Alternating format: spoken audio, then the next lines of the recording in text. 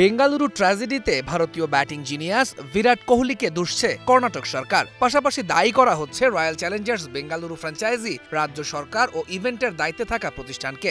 বেঙ্গালুরুর আইপিএল শিরোপা উৎসবে পদদলিত হয়ে 11 জনের মৃত্যুর ঘটনায় হাইকোর্টে দেয়া কর্ণাটক সরকারের প্রতিবেদনে এমন দাবি করা হয়েছে।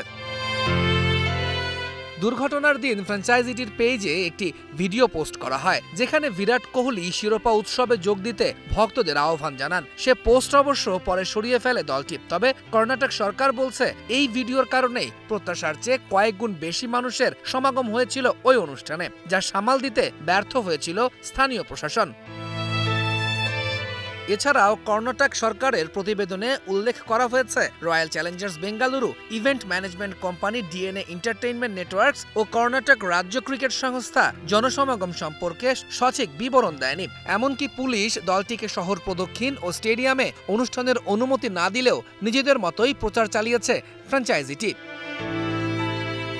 কর্ণাটক রাজ্য ক্রিকেট সংস্থা 3 জুন গভীর রাতে কাবন পার্ক থানাকে রয়্যাল চ্যালেঞ্জার্স বেঙ্গালুরুর সম্ভাব্য ট্রফি উৎসবের বিষয়টি অবহিত করে, কিন্তু কাবন পার্ক থানা স্বল্প সময়ের নোটিশ ও পরিকল্পনার ঘাটতির কথা উল্লেখ করে রাজ্য ক্রিকেট সংস্থার অনুরোধ প্রত্যাখ্যান করে। তবুও ফ্র্যাঞ্চাইজি কর্তৃপক্ষ প্রচার চালিয়ে যায়।